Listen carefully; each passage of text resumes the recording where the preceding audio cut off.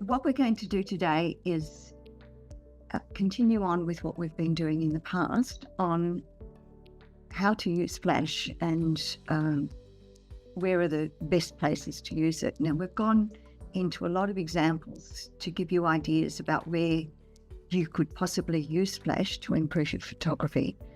And what we're going to have a look today at is actually putting the flash on the camera. So there's different types of flashes that you can use, and the most common ones is what we call speed lights, which clip on and off the top of a camera. Some of the older cameras and some of the less sophisticated ones have built-in and pop-up flashes. I won't be teaching you how to use those, mainly because there's not a lot of controls on them. They flash and they flash whatever your camera's currently pointing at. So I'll be teaching you how to use the flashes that you can actually control, and we won't be going into ring light flashes, which are special flashes that you use for macro photography, sometimes portrait photography, or studio lights. But the principles of those two are the same as what I'll be teaching you with speed lights. So you can place the speed light either on your camera or off your camera, and you can see some examples that I've got here. On your camera, it just clips into the little foot at the top of your camera. Off the camera, you can have a frame, it's like a holder that holds your flash, and you can trigger it from your camera. I use this type of setup if I'm photographing events, because I always prefer to have the flash off camera, because that way it gives a more interesting and more natural light, but you're still carrying it around with your camera.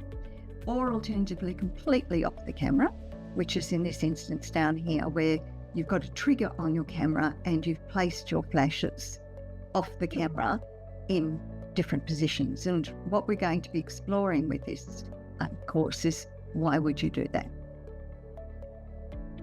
The on-camera flash, the difficulty with using on-camera flash is the fact that you've got very little flexibility in terms of where the flash is actually placed. You can rotate it and rotate its head and swivel it so that you can bounce it off walls and ceilings, etc. And you can change the power of the amount of flash light coming out of it, but you can't change the distance of the light. And distance from the light subject is quite a key component in controlling light. So that's the restriction you have if you leave your flash on camera. If you take your flash off camera, you've got all the availability of different options for controlling your light. So we'll have a look at how to do that next week, but right now we're going to be looking at what we can do with it on camera. So having your flash just put into your foot, and I imagine that's where most of you have been using it to date, is fast and mobile. It allows you to carry your flash around, particularly if you're doing events and family photos, etc. There's less equipment to carry, less to lose and less to damage. So it's, particularly if you're going to be using it outside the house or at events, it's a good option to think about. The disadvantages of having it on camera is if you just put the flash straight on and shoot people that way, you end up with very flashed, amateurish looking photographs. And I'm going to teach you how to avoid that by bouncing your flash. But again, in order to bounce the flash off a wall or a ceiling, you're rather restricted in needing to be near a low ceiling and a wall. So there's pros and cons with your on-camera flash, but most people, that's where they start. So when you have got on-camera flash, I really don't recommend this approach of just pointing the flash straight at the person. And we've all seen that deer in headlights look that people get when you point a flash at them or point a flash at anything. It's just stark white light and is really not aesthetically pleasing or flattering to anybody.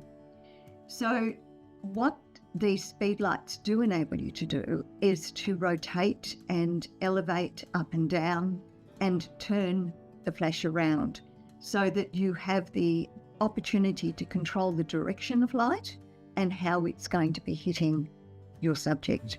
And so that's what we're going to have a look at, is how do you do that with on-camera flash.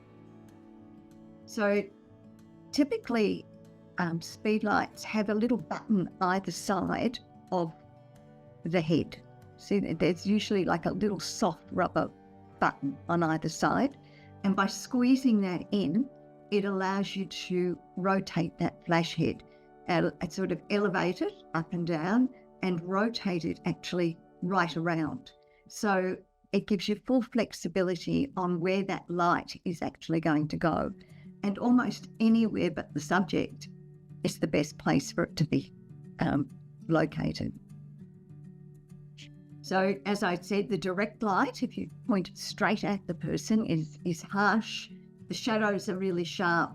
The person looks like the deer in headlights. They get red eye and it's very amateurish. So what we need to do is to try and mimic what lovely natural sunlight looks like. And we know that sunlight tends to come from above and usually at an angle. And the nicest sunlight, which is early morning or late afternoon, comes from a more horizontal pace on the horizon. It doesn't come from straight above. So when we can rotate the flash head, that's what we're trying to mimic. Now that sunlight is, if it's diffused with clouds, it's beautiful soft lighting, and you can get gorgeous natural lighting without using flash. With sunlight that's been diffused through clouds. And so again, to mimic what natural light looks like, it's best if we can use a light modifier to spread that light around from that really small flash head, because small light sources like direct sunlight without clouds make really sharp contrasty shadows, and you don't want people's nose shadows to be outlined against their face, and you don't want to get panda eyes or things like that. You want your shadows to be lovely and soft. And the way to do that is to modify the light on the front of the flash, and we call that a softbox or a light modifier, and additionally to bounce the light coming out of the flash on a large white surface. So this is what I'm talking about when I'm talking about modifying the front of your flashes. Typically in your flash box, you've probably got one of these diffusers built in that you can take off or put on. If you haven't got a softbox, which is this sort of thing, then always use that. And what it does is it spreads the light. And by spreading the light, you don't get sharp shadows. So always attach some sort of diffuser on front of your flash unit. And I have taken photographs without a diffuser and they're horrible. So without exception, I put some sort of diffuser on the front. These are very cheap. When I first bought mine 10 years ago, we weren't getting cheap camera equipment access to China, and they were quite expensive. But now they're certainly under $20. You can get them. And they fit in with Velcro, and you just strap them onto your flash head, and they fold flat when you're not using them. So they fit really easily in your camera bag.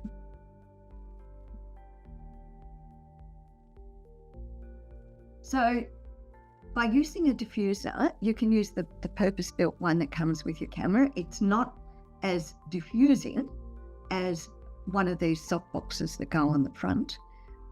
If you haven't got one of these purpose-built ones, I started off using just opaque baking paper. And so, you know the baking paper you put in the oven? It's non-combustible. And the first time I saw this used was by a professional videographer who was taking a professional video, he said, "Oh, we need some diffusion on those lights," and he's ripped off the baking paper and thrown it over the light. And I sort of looked horrified because the concept of these hot lights, they weren't flashes he was using with baking paper. He said, "Oh, it's okay, it's guaranteed to 250 centigrade or whatever, it doesn't burn, it'll be fine." So, and it makes great diffusers. So if you haven't got a diffuser, just wrap some baking paper around and put an elastic band and it works pretty well. In fact, I used it for about 6 months before I bought one. The other thing is within it, the more sophisticated flash heads have more of these things. And one of them is a crystalline pull-out. So this slips right back into the flash head. So unless you pull it out, you won't know it's there. But you'll see this tiny little handle sticking out. And you just get your fingernail underneath it and pop it over the top of your flash head. And again, having a crystalline surface, it throws the light in all different directions and gives you a much softer look. So I always pull out the diffuser even if I'm using a softbox, because everything that can help that light soften and diffuse, I use. So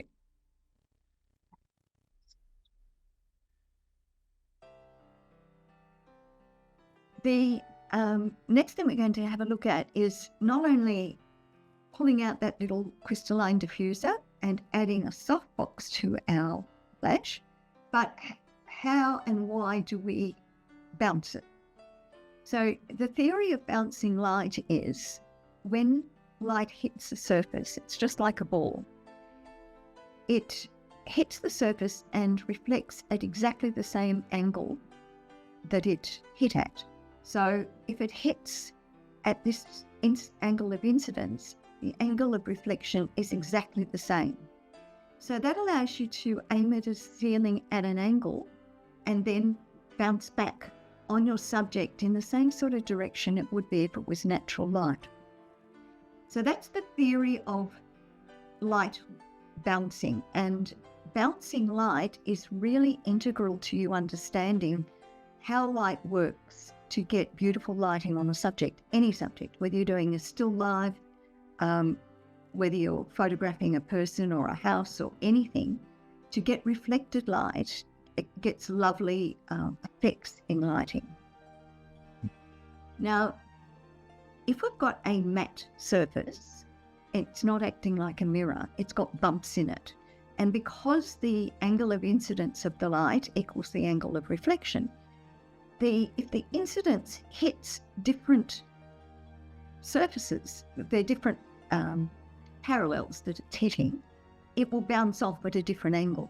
And so when you're bouncing off a wall, that surface isn't mirror-like.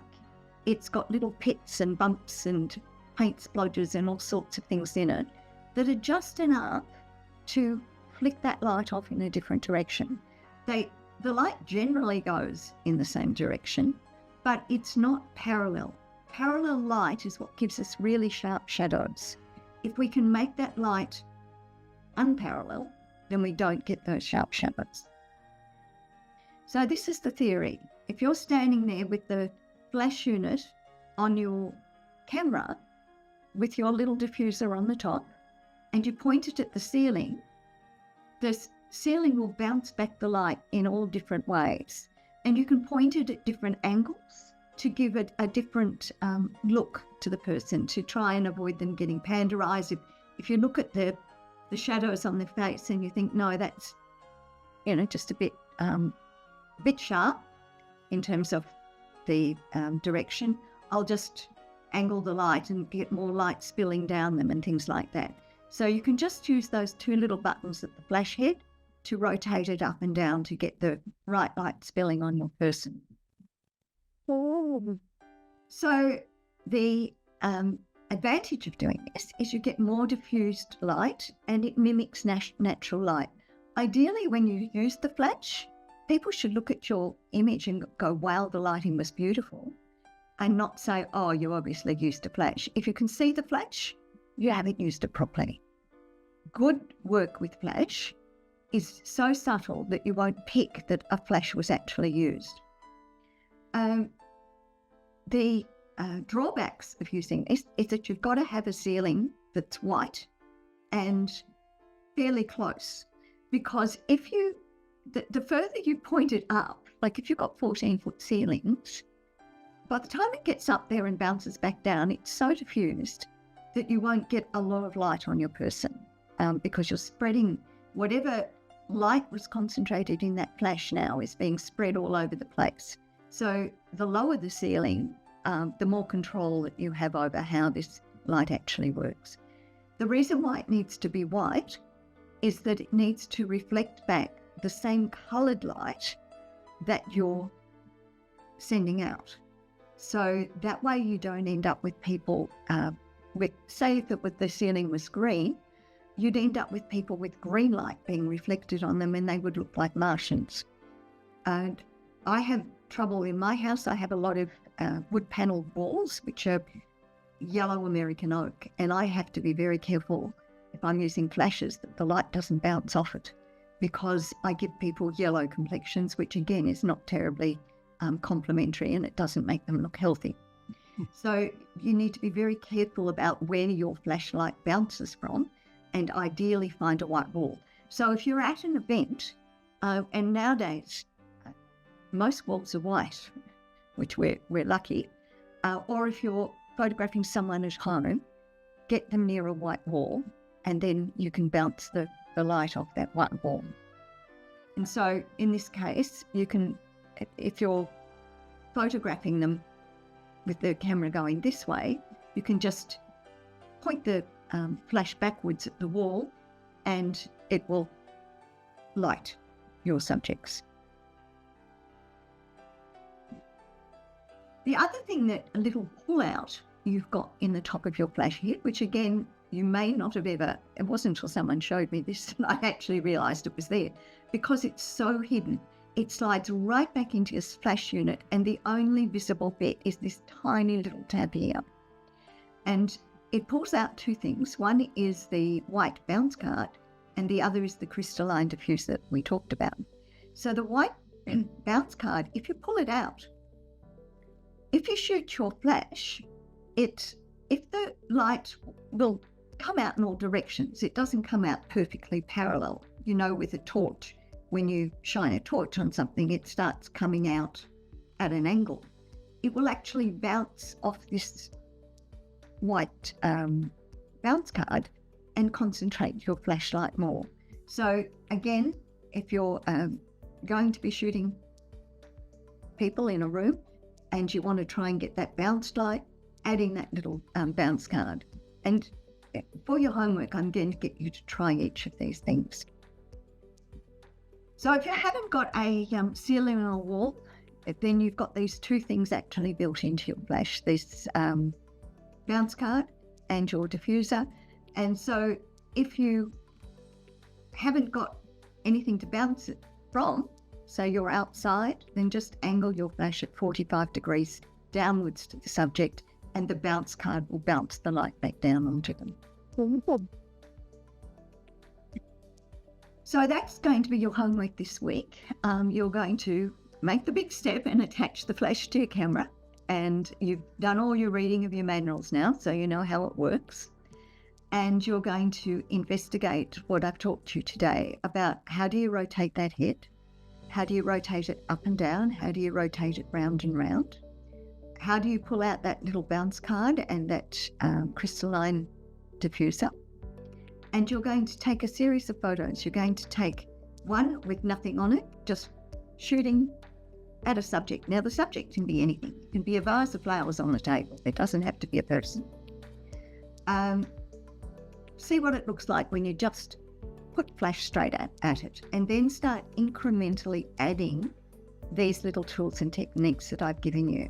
So try it with the diffuser on, try it with the bounce card at 45 degrees, and then try it with if you've got any sort of softbox, or you can use baking paper, try putting that on it, then try and bouncing it off the ceiling or a wall close by.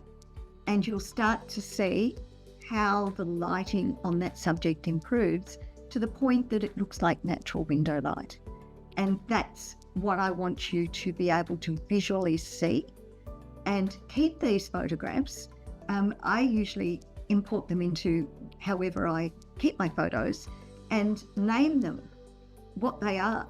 This was flash bounced off the ceiling. This is flash bounced off a wall. This is flash with a softbox.